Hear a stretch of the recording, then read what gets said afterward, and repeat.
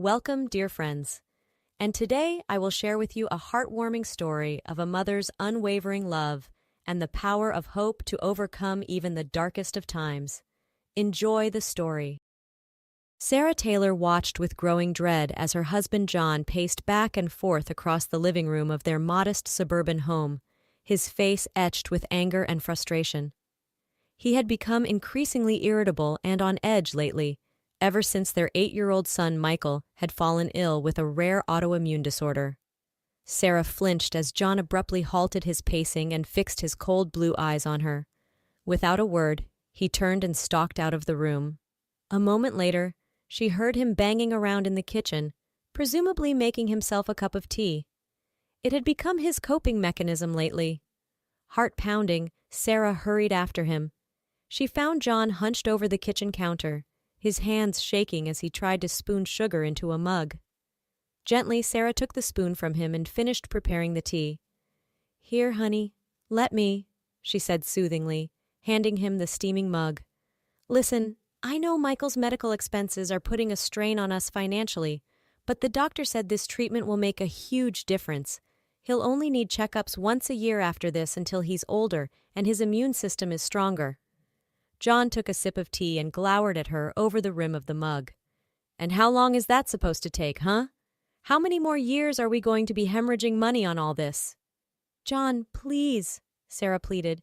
"It's for Michael's health. What else can we do?" "Oh, I don't know. Maybe you could get a real job instead of tapping away on your little computer all day." John sneered.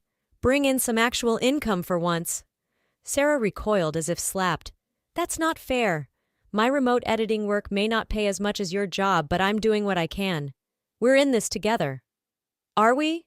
John slammed his mug down, sloshing tea on the counter. "Because from where I'm standing, it feels like I'm the only one making sacrifices around here. You expect me to just keep shelling out for all of Michael's treatments and medications while you get to play stay-at-home mom. Well, what do you suggest we do then? Rob a bank?" Sarah threw up her hands in exasperation. A thought occurred to her. "Actually, I just remembered. I inherited my great-aunt Mildred's old house out in the country when she passed away last year. We could always sell that. It would give us a cushion." John scoffed derisively. "That broken-down shack? Good luck finding anyone dumb enough to buy that eyesore. Face it, Sarah, we're stuck, trapped by your son's endless medical needs." "Our son," Sarah corrected sharply. "Michael is our son, and I can't believe how greedy and heartless you're being. He didn't ask to get sick." Sarah's eyes burned with tears as she watched John storm out of the house that evening, ignoring her pleas for them to spend some much-needed quality time together as a family. As the door slammed behind him, she collapsed onto the couch and buried her face in her hands, sobs racking her slender frame. What had happened to her caring, compassionate husband? He had become a different man ever since Michael first got sick 2 years ago. At first, John had been loving and supportive, holding her hand through the sleepless nights in the hospital. But as their son's condition worsened and the medical bills piled up, he grew increasingly resentful. Sarah knew the stress of working overtime to pay for Michael's treatments while she stayed home to care for him weighed heavily on John. But she was doing her best to contribute with her freelance editing work.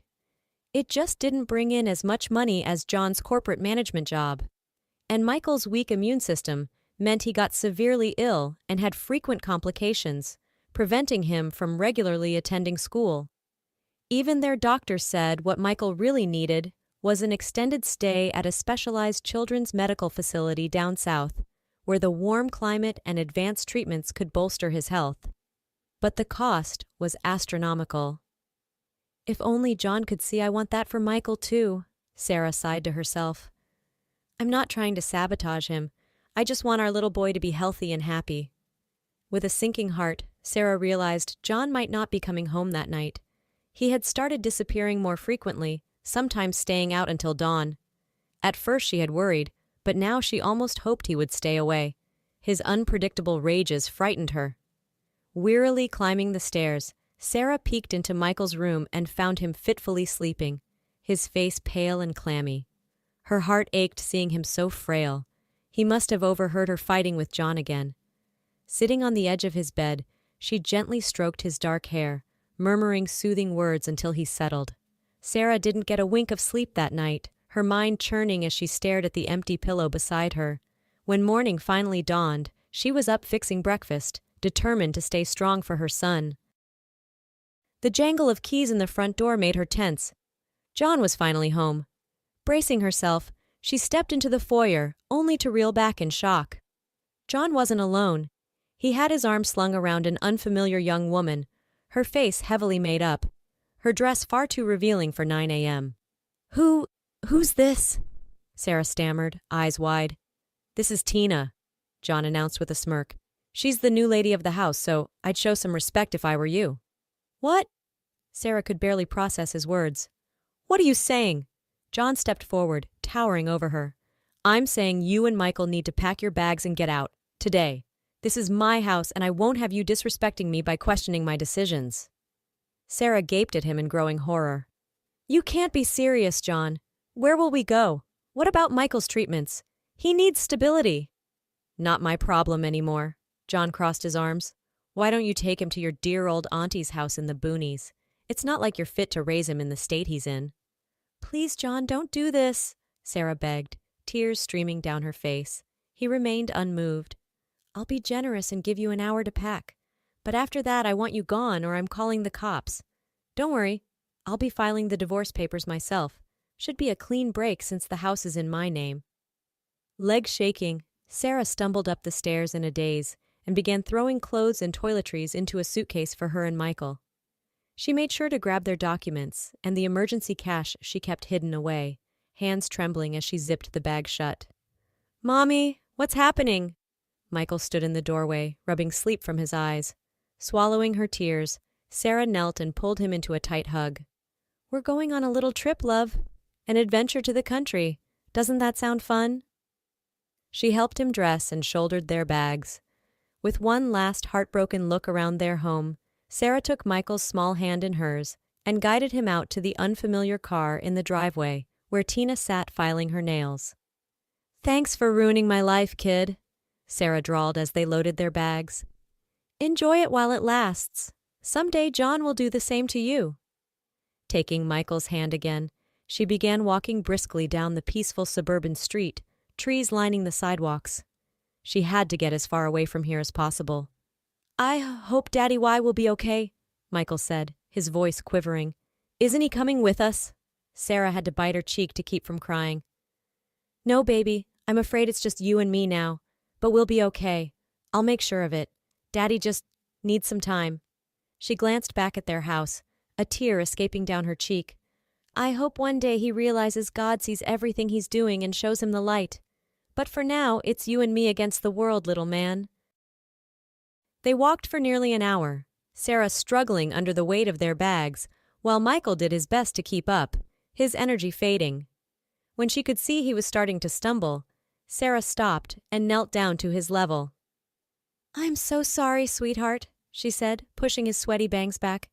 I wasn't thinking how hard this would be for you. You've been such a brave boy. How about we get a taxi to take us the rest of the way? Michael nodded, brightening a bit. Sarah managed to flag down a cab, wincing a bit at the high fare the driver quoted for taking them all the way out to her great-aunt's rural village. But the car had air conditioning, and Michael was drooping in the heat, so she agreed. As they settled into the worn leather seats, and the taxi merged onto the highway, Sarah closed her eyes and let out a shaky breath. She couldn't believe her life had imploded so completely in less than 24 hours. How had it all gone so wrong? You all right there, miss? The driver asked, glancing at her in the rearview mirror. Sarah managed a wan smile. Yes, thank you, just had a bit of unexpected upheaval. We're heading to my great-aunt's old house that I inherited. I've actually never been there before. That so? The driver whistled. You know, that little village of yours has gone through quite the transformation in recent years. Used to be just a sleepy hamlet, but then they discovered natural therapeutic hot springs in the area. Sarah perked up in surprise. Hot springs? I had no idea. Oh yeah, they put in this real fancy private health resort and spa a few years back. Place is always booked solid with rich folks coming to take the healing waters. Prices are sky high too. He chuckled. You're sitting on a gold mine with a house in that town. Property values have shot through the roof. You must have relatives in high places to inherit there." A tiny ember of hope sparked in Sarah's chest. Could it be? Had her dotty old aunt accidentally left her the key to getting Michael the treatments he needed? She hardly dared to consider it. "Mommy, are we going to see cows?" Michael piped up, rousing from his drowsy state. "I want to pet a cow." Laughing, the first real laugh she'd had in ages, Sarah pulled him close and kissed the top of his head. "We just might, little man. And we'll go on hikes and dip our toes in the river and catch glow bugs in jars at dusk. We're going to have such an adventure, you'll see." For the first time in a long time, she allowed herself to feel a tiny glimmer of hope. Maybe, just maybe, there was a chance for her and Michael to start over. "Well, I'll be," the taxi driver said as he pulled up the long, winding driveway. "This sure ain't no broken-down shack." Sarah had to agree. As they rounded the final bend, her aunt's house came into view, and Sarah's jaw dropped open.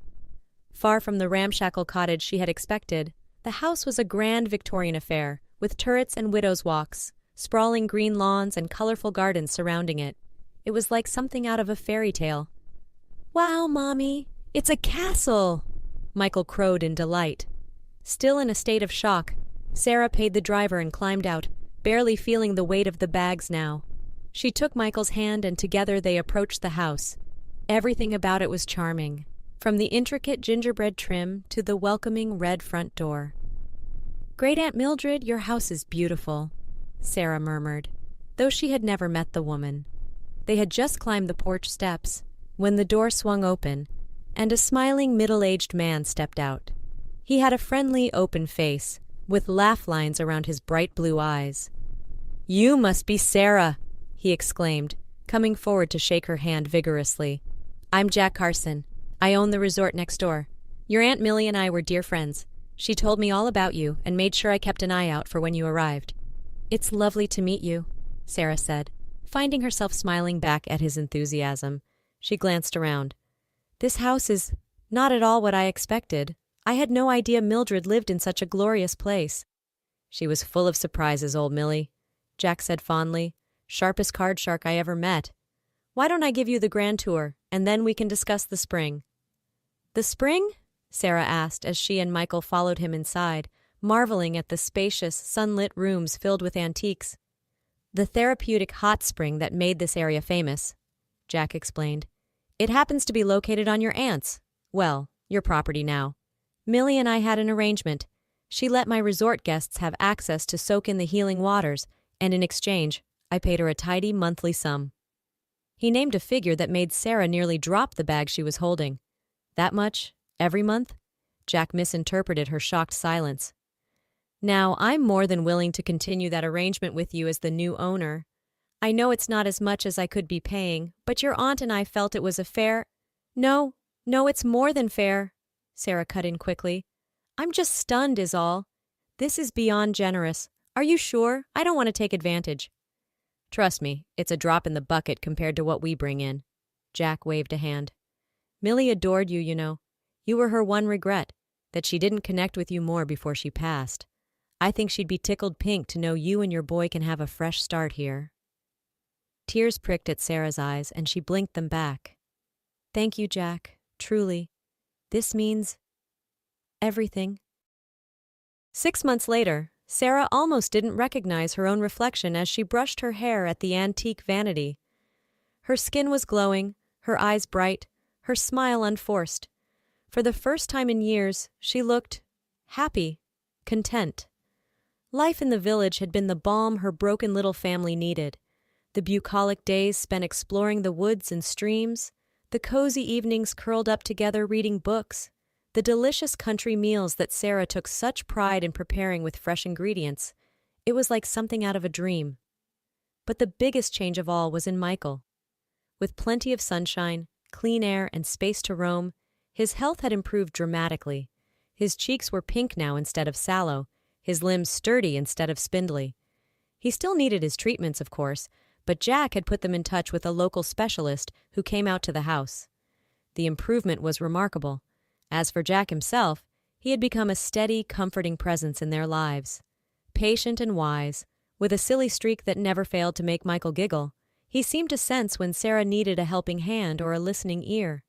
She found herself looking forward to his daily visits, going on long, rambling hikes with him, while Mrs. Norris from the village watched Michael. Gradually, they began to open up to each other. Sarah told him all about John and their disastrous marriage, how lost and broken she had felt. And in turn, Jack shared his own tale of loss, how his beloved wife had succumbed to cancer years before, leaving him shattered.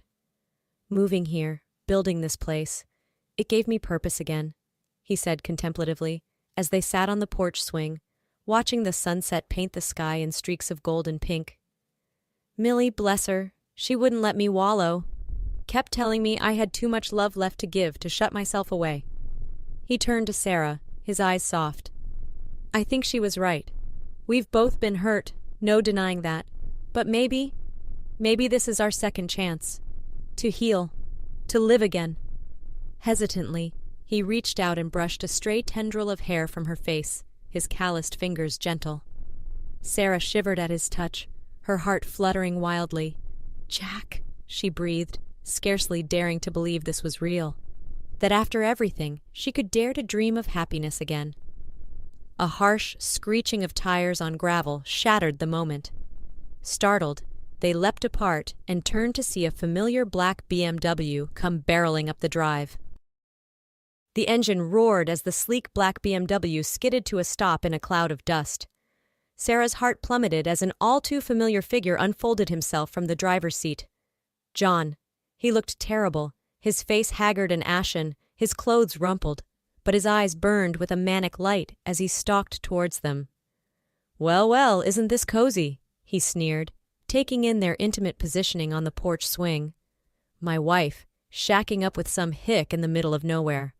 I always knew you were a gold digger, Sarah, but I didn't think you'd move on quite this fast. Ex-wife, Sarah reminded him coldly, rising to her feet. She refused to cower before him any longer. And what are you doing here, John? I thought I made it clear I never wanted to see you again. Yeah, well, things change, he said with an ugly smile. See, I had myself a little revelation. I realized that this place, this house, it's my ticket out. My escape hatch from the mess you and that brat left me with. Sarah's spine stiffened. What are you talking about? This house is mine, left to me by Aunt Mildred. You have no claim to it. John barked out a harsh laugh. Oh, but I do, sweetheart. See, we're still legally married, which means half of everything you own is mine, including this quaint little shack and the cash flow that comes with it. He stepped closer, getting in her face. Sarah wrinkled her nose, smelling vodka on his breath. So here's what's going to happen. You're going to put this dump on the market, take the money and fork over my half. That should be more than enough to cover the boys' treatments and set me up with a nice tidy sum to start over with Tina. Absolutely not, Sarah said firmly, though her heart pounded. I'm not letting you waltz in here and destroy the life Michael and I have built. We're happy here. This is our home now. John's face darkened, and quick as a snake, he grabbed her arm in a crushing grip, yanking her towards him. Sarah cried out in pain and fear, pushing at his chest. Listen here, you ungrateful! John started angrily, but suddenly he was grabbed from behind and wrenched away from Sarah. I believe the lady told you to leave, Jack said pleasantly, though there was unmistakable steel in his voice. He had a good 4 inches and 50 pounds of solid muscle on John. I suggest you get in your car and drive away, now. With an inarticulate cry of rage, John lunged at Jack, taking a wild swing. But he was unsteady on his feet, and Jack easily sidestepped, landing a solid punch to John's gut. John doubled over, wheezing. I won't ask again, Jack said calmly. Face red with humiliation and fury, John straightened up and glared at Sarah, jabbing a finger at her. This isn't over. You can't keep me away from what's rightfully mine. With that, he turned and stormed back to his car, peeling out so fast the tires left marks on the drive. Sarah watched him go, her heart thundering in her chest. She felt Jack's hand on her shoulder, warm and steadying. I won't let him hurt you, Jack promised. Either of you. Sarah turned to him, blinking back tears. I know. Jack took her hands in his eyes fierce with determination and love. Let me protect you, both of you. Sarah, I know it's fast, And you've been through hell. But I can't imagine my life without you and Michael in it now. What I'm trying to say is, will you marry me? Sarah's heart soared, the last piece clicking into place. She knew it was impulsive, knew there would be a long road ahead, untangling herself from John once and for all. But looking into Jack's steady, honest face, she felt a certainty, a rightness settle into her very bones. This was her future, her family. Yes, she said, happy tears spilling down her cheeks. Yes, Jack, I'll marry you. With a whoop of joy, Jack gathered her into his arms and spun her around before setting her back on her feet and leaning down to capture her lips in a searing kiss. It was a promise, a declaration, a new beginning. Does this mean we get to stay here with Jack forever? A hopeful voice piped up. Sarah turned to see Michael standing on the porch behind them, his small face alight with cautious excitement. She held out a hand to him, and he crashed into their embrace. That's right, baby, she said, smoothing his rumpled hair. We're officially starting our happily ever after, right here in this special place, with Jack to love us and keep us safe. Michael threw his arms around Jack, who hefted him up with a grin. I've always wanted to be a daddy, he said, voice rough with emotion. I promise, I'll be the best one I can be, for both of you. You already are, Sarah said softly, her heart too full for words. With Michael still held snugly between them, they turned to gaze out over the golden hills, the trees waving gently in the honeyed afternoon light. Sarah knew there would still be struggles ahead. John wouldn't give up easily, but wrapped in the love of her two boys, her little family, she had never felt stronger or more hopeful. 10 years later. Sarah sat on the porch swing, a tall glass of sweet tea in hand, watching with a full heart as Jack chased a giggling Michael around the sprawling green yard. At 18 now, Michael had grown into a strong, handsome young man with a perpetual twinkle in his eye. The picture of health. The years of treatments and country living had worked their magic. As if sensing her thoughts, Jack caught her eye and winked, letting Michael tackle him into the grass where they lay laughing uproariously. Sarah shook her head fondly. Her boys, her world. So much had changed in the decades since she'd fled to this haven with a broken heart and a sick child, not daring to dream of the joy that awaited them. True to his word, Jack had been her rock as they navigated the messy final days of her divorce from John. In the end, the law had been on their side. John's claims on the house held no water, and in fact, his own misdeeds had come to light. Tina, fearing she would be cast aside as Sarah had been, came forward detailing John's shady business dealings, the money he'd embezzled and squandered, trying to maintain his lavish lifestyle. He wound up serving a lengthy prison sentence, his pristine reputation in tatters, all his accounts seized. Last Sarah heard, upon his release, he'd slunk away to the Cayman Islands. She wished him no ill will, only hoped he would someday find the peace and wisdom to become a better man. For her, that chapter was long closed. She and Jack wasted no time starting their new life together as husband and wife. He formally adopted Michael and dove into fatherhood with his signature gusto and devotion.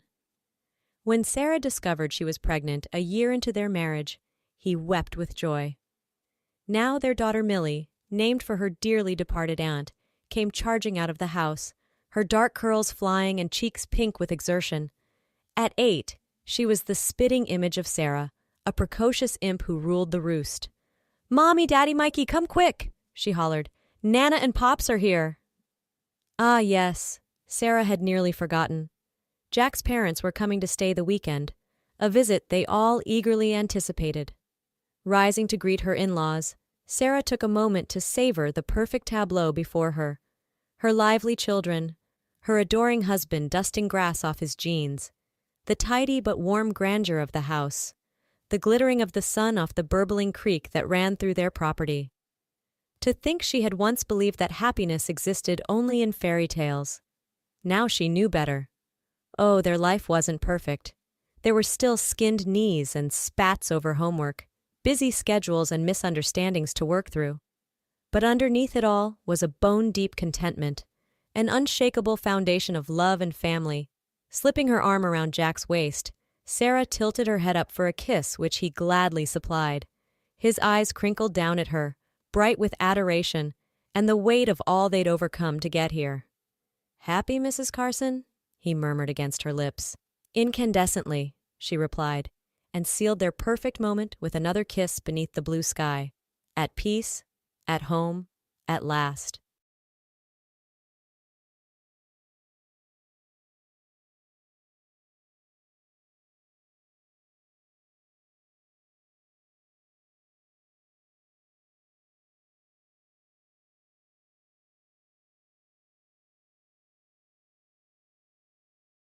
All right, everyone's presentations are done. Nick, the manager, said as he tried to move the discussion forward. Excuse me, I haven't. I recently found out something. Nick interrupted me and began to speak. There's apparently someone in this department who didn't graduate high school and is just a part-timer. Meetings should be for employees only. Absolutely right. His lackey, Mike, of course, agreed with Nick. I'm leaving. After leaving the meeting room, I started to shut down my computer. I noticed that an email had arrived, not in my personal inbox, but in the company's shared email. Thinking, there's no point in speaking up, no one will listen, I went home quietly. The next day, I heard a commotion from Nick's desk. He was staring at his computer screen, his face pale. Nick! Is something wrong? Mike looked at the screen with him. And he turned even paler than Nick. Why is he so angry? Knowing the reason for Mike's distress, I thought to myself, serves them right. My name is Adam. My mother passed away when I was in the 9th grade, and I was raised by my father. Well, you could hardly call it being raised. After my mother passed, my father changed. He drowned his sorrows in alcohol, and though he still went to work, he squandered our living expenses on horse racing. Because of that, I had to start working part-time as soon as I entered high school. Every month, I went to the convenience store with bills in hand that couldn't be auto-deducted from my father's account. Even though I endured it because I didn't want to be alone, I reached my limit in my second year of high school and dropped out. I found a live-in job at a distant inn. Thank you for everything. The day I left home, my father, still staring at the TV, spoke. Take care. That was our last conversation. Back then, 18 wasn't the age of majority, so I needed my father's permission to work, and I couldn't hide my place of employment. Yet, my father never visited me even once. I kept working just to survive, and before I knew it, I was 42. Years of hard work paid off, and I was transferred to the headquarters. I was thrilled to be recognized by the company, as I thought I'd be working in the field until retirement due to my lack of formal education. Listen up. Our work can change the future of our employees. Don't drag us down. On my first day after the transfer, Nick, dressed in an expensive suit, spoke sternly. There was a reason for this. Our inn was located in a prominent tourist destination, known so well that everyone in the state could sing its commercial jingle. At its peak, we had 5 locations within the state. But that was long ago.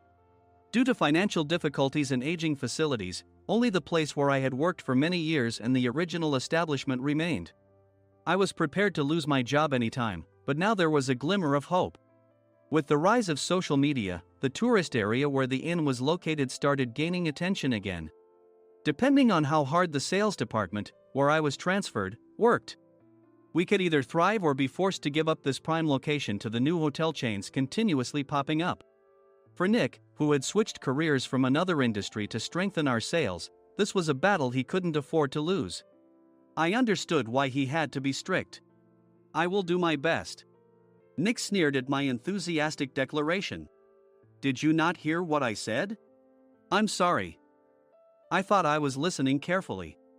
Out of habit from years of customer service, I apologized reflexively, though I had no idea what had offended him. Someone was watching me with a smirk.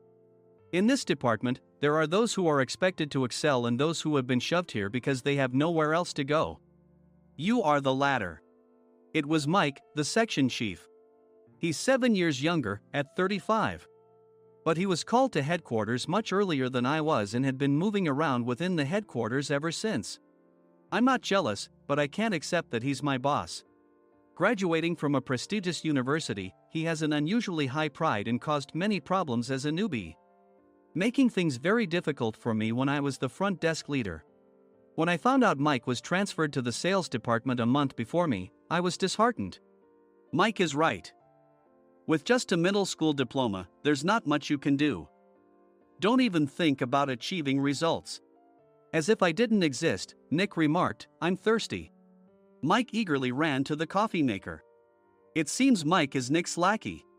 I regretted being happy about my transfer to headquarters, wishing I had stayed on site forever. Send a direct mail to every company on this list by the end of the day.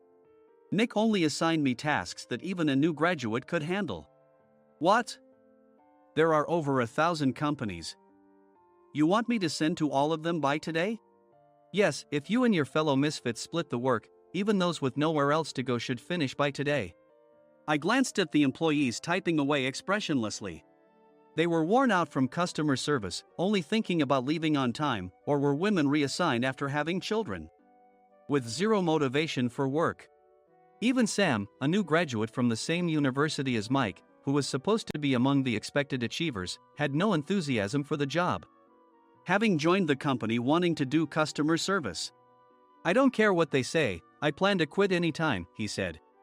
Only Nick and Mike were highly motivated, making all the decisions between the two of them.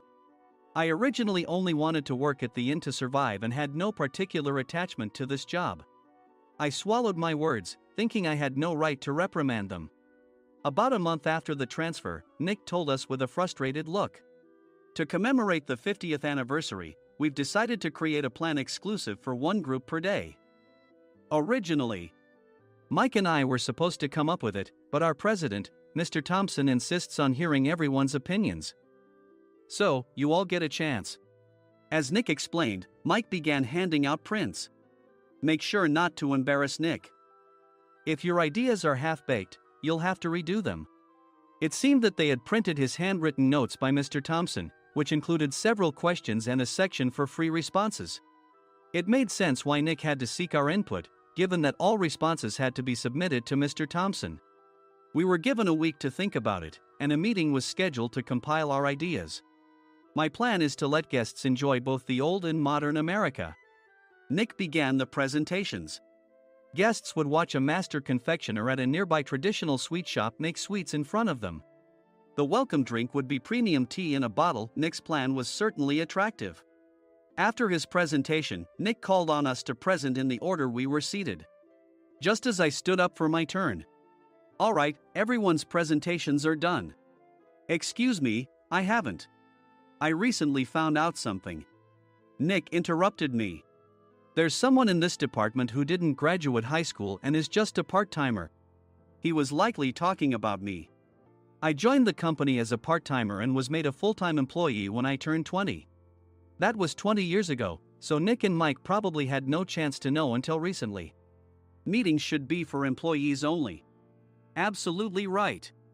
After that, Nick kept creating opportunities to solicit everyone's opinions, purposefully excluding me from speaking. The meeting unexpectedly heated up and went past the scheduled end time. A few people asked to leave, and the discussion continued with the remaining few. "Still here?" Normally, you'd leave in that situation. Though I had no attachment to the job initially, hearing kind words from customers made me want to make them happier. For someone like me, with nowhere to go, the inn was my home and customer service was my life. I felt pathetic about my current self. "I'm leaving." I left the conference room and started shutting down my computer. I noticed an email had arrived, not in my personal inbox, but in the company's shared email. Thinking no one would listen to what I had to say anyway, I quietly went home. The next day, while preparing the DM as instructed, I heard a commotion from Nick's desk. In his haste to stand up, he hit his knee on the desk. He stared at his computer screen, his face pale. "Nick, what's wrong?" Mike, thinking he should be the first to rush over, approached Nick while still wearing his coat. He peered at the screen with Nick. And he turned even paler than Nick. Why is he so angry? Who is responsible for this company? Nick, more irritated than ever, asked, and Mike answered without checking. Probably Sam. Sam wasn't there because he was attending a morning training session for new hires. Nick gave up on getting angry and returned his gaze to the screen. They were looking at an email that arrived right after the end of the working day yesterday. Apparently, no one, including me, had checked it before leaving. The email was from a large company that used us for their annual employee trips. The president and executives of that company also frequently used our services personally. President of the company, Mr. Mason himself, had declared that neither he nor his company would ever use our services again. Well, some companies cancel their employee trips or stop using our services due to financial struggles. Let's just move on. Mike kept wiping the sweat from his forehead with a handkerchief. Knowing why Mike was so agitated, I quietly watched their interaction. Do you know how much revenue we get from that company? We can find other guests to fill the rooms, but we'll lose the banquet costs, gift shop revenue, rental car fees, and more. Moreover, the gifts were supposed to be prepared by the traditional confectionery shop involved in Nick's proposed plan. If it's known that we incurred such a huge loss at this critical time, Nick's position in the company would be jeopardized. Nick took a deep breath, seemingly trying to calm himself. All right, Mike. Go to New York right now and apologize to Mr. Mason. What? You're coming with me, right? I have urgent work to do. I trust you, which is why I'm entrusting this to you. Please. Mike, believing Nick's sincerity, agreed with a determined look on his face, saying, yes. That's Nick for you. Even if Mike went to apologize, Nick would shift all the blame onto him if the client didn't change their mind. Well, it was Mike's fault to begin with, so it served him right. About 3 hours later, Sam answered a call from somewhere and repeatedly apologized, saying, I'm very sorry. Everyone watched to see what was happening. After ending the call, he informed Nick with a weary tone. When Mike arrived at the client's company, he only made things worse, further infuriating Mr. Mason. He was demanding, get his boss here immediately. It was no wonder Sam was exhausted, dealing with such a call right after returning from training. What is that idiot doing? All right, Adam, you're coming with me. If sacrificing Mike didn't work, then I must be next. Normally, I'd want to refuse at all costs, but I saw an opportunity in this situation. If I can be of assistance, I'd be happy to join you. I immediately followed Nick, and we flew to New York. When we introduced ourselves at the reception, it became clear how serious the situation was. As the receptionist personally escorted us to the president's office. Angry voices leaked through the door, making both Nick and me uneasy. Excuse me. I'm Nick, the supervisor. I understand my subordinate has caused you trouble, and I deeply apologize. Nick, with his experience in the corporate world, knew enough to offer an apology before excuses. However, his customer service skills left much to be desired. I sighed as I saw Mike trembling like a small dog in the corner of the room. What kind of training are you giving your subordinates? Mr. Mason glared at Nick with a red face. The intensity of his gaze made even Nick take a step back. Regrettably, I joined this company only 2 years ago and was unaware of Mike's issues. I should have identified his shortcomings sooner. Indeed.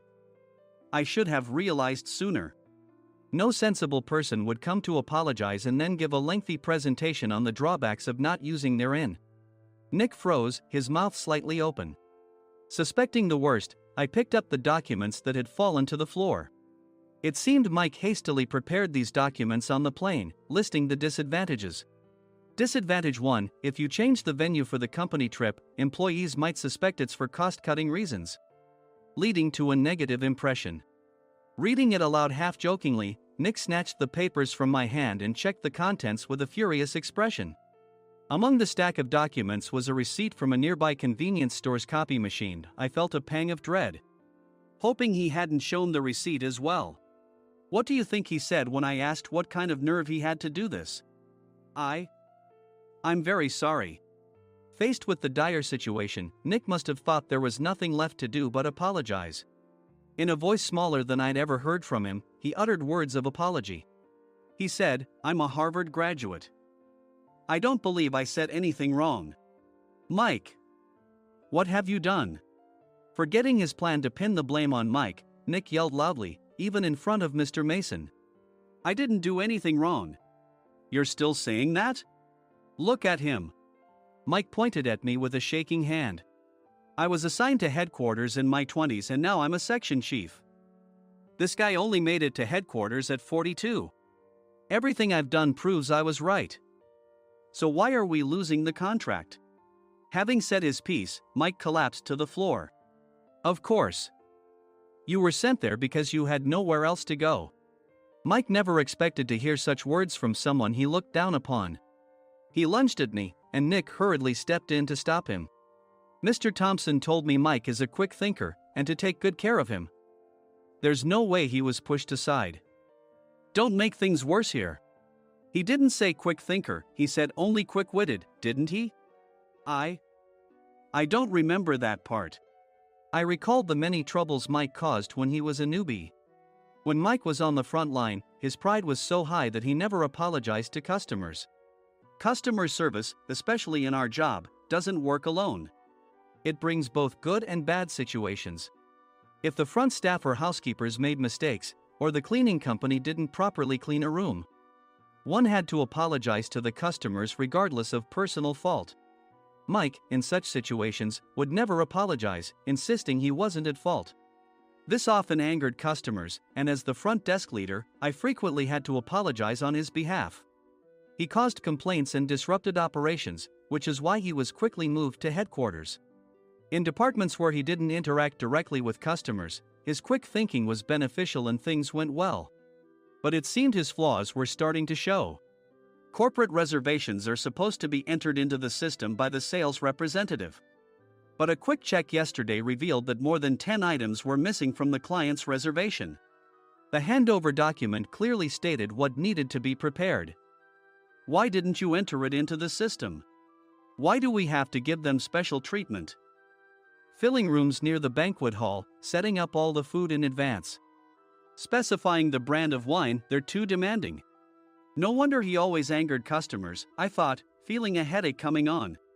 Grouping them in rooms near the banquet hall is for our benefit too. It makes it easier for the staff to set up beds and serve breakfast since everyone's schedule is synchronized. As for the other requests, Mr. Mason suggested them to lighten our load. I didn't know that. Nick finally seemed to realize that Mike was the one who had angered the client. What did you say to them? I just told them we wouldn't give them special treatment anymore. We shouldn't waste effort on things that don't bring in money. I was utterly exasperated at his lack of understanding of customer service. Of course, we shouldn't comply with unreasonable demands. But carrying over successful practices from past stays makes customers feel remembered and enhances their experience. Good memories encourage repeat visits. That's part of our job. I looked down at Mike, who was sitting on the floor. In our job, nothing is a waste. Mr. Thompson likely moved you to the sales department, hoping you'd finally understand this. How do you think he feels now that you failed to meet his expectations? Mike, tears in his eyes, fled the president's office.